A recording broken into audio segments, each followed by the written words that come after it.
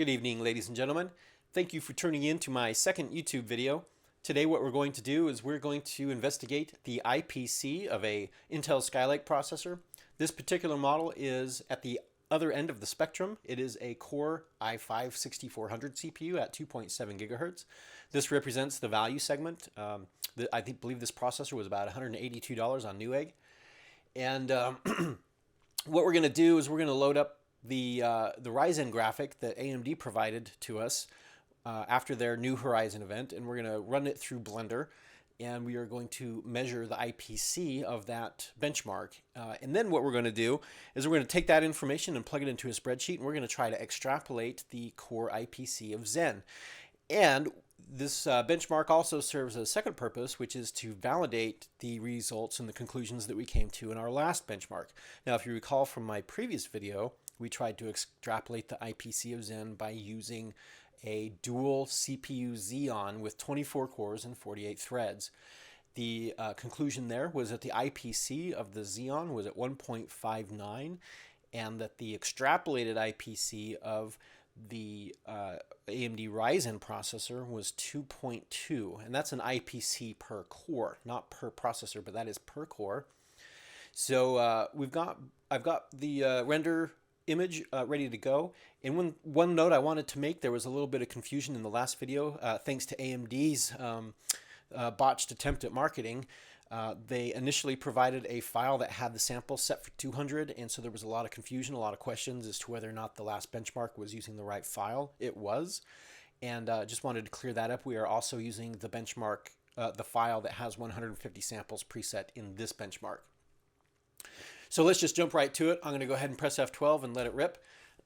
And what you'll see is the MIPS and the IPC and the clock speed over there on Statuscore has lit up, so it is going at full speed.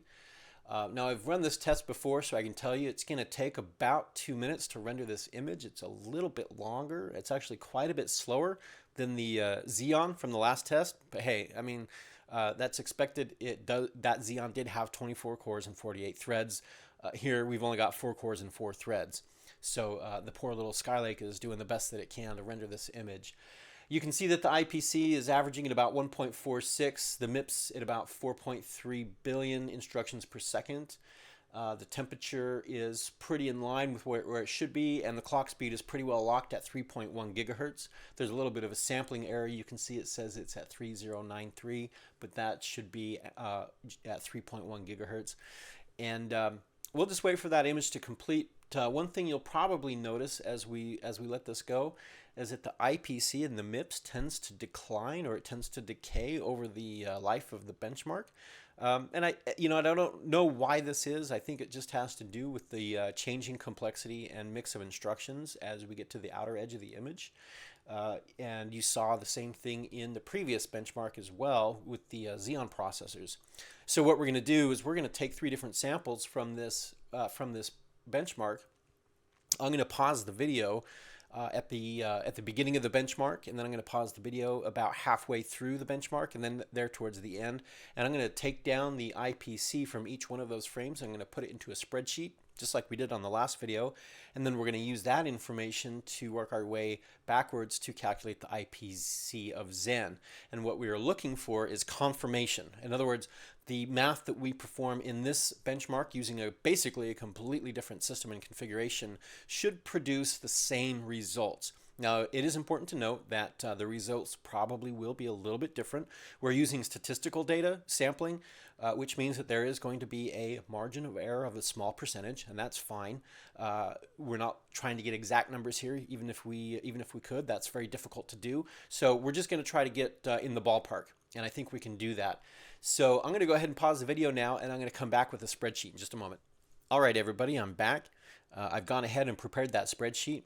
What I did is I took the video that we just recorded and I paused it at 3 different locations so that I could obtain 3 different samples to use for our calculations.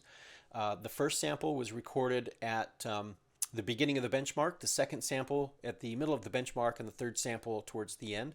And I took the MIPS that we're showing and I wrote it down into this spreadsheet, so you can see that the MIPS from frame 1 are over here in column B. The MIPS for frame 2 are in column C. The MIPS for frame 3 are in column D, and then the average over here in column E. And also you can see the average here on row 6.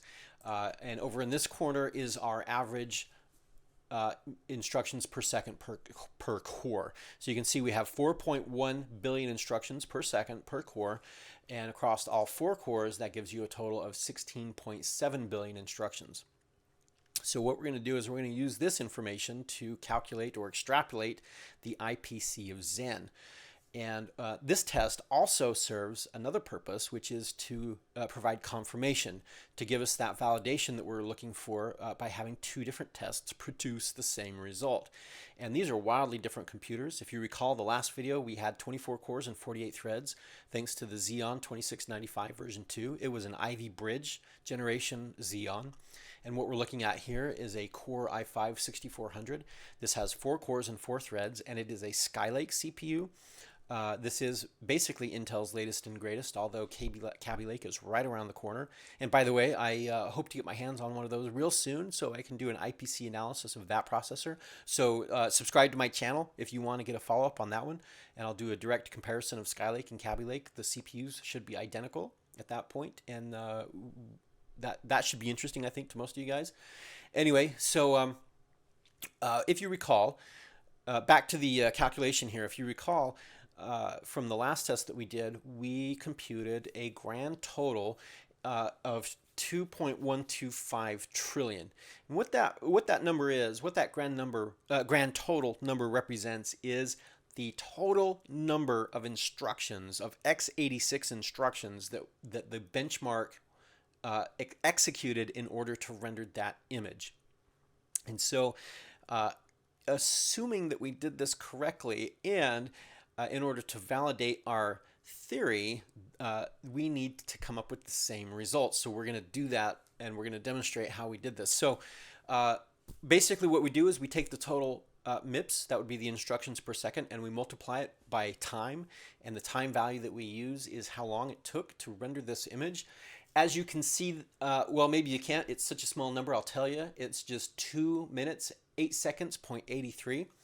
So we're going to enter that information in here. We take this total, 16,731, and we multiply it by 128.83. That is the number of seconds that it took to render that image. And this grand total will be the number of instructions that were executed. And there you have it. We have 2.155 trillion instructions, and as you can see, that's pretty spot on. The last video, that's only off by 30 billion instructions. So that's, I think, a margin of error of about 1%, maybe 1.5%. So that's pretty dang good.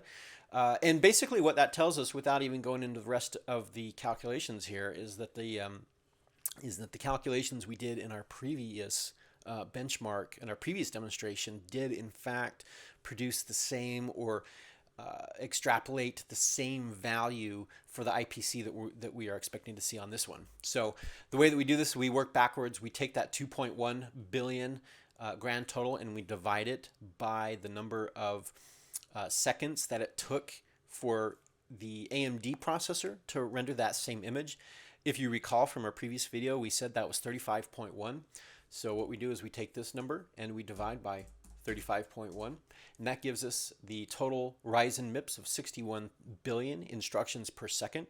So now we want to divide that down and figure out what the MIPS per core is going to be. So we merely take that cell and divide it by 8, since we have 8 cores, and that gives us the a number of 7.6 billion instructions per core on Zen. And then here we're just one step away from computing the IPC of Zen, and the way that we do that is we merely take this cell and we divide it by the clock speed, which was 3.4 gigahertz, and that produces a value of 2, and there's a decimal point in there, so hang on with me while I reveal that. It's 2.26. So there you go. That's pretty spot on.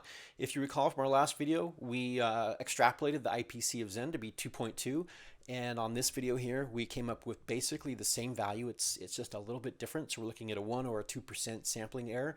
You know, I think this provides a pretty good confirmation that the information is accurate. So please, guys, tell me what you think. Watch, send this to your friends. Subscribe. We're going to upload, I'm going to upload more videos on this stuff. We're gonna talk about IPC from various generations of Intel processors.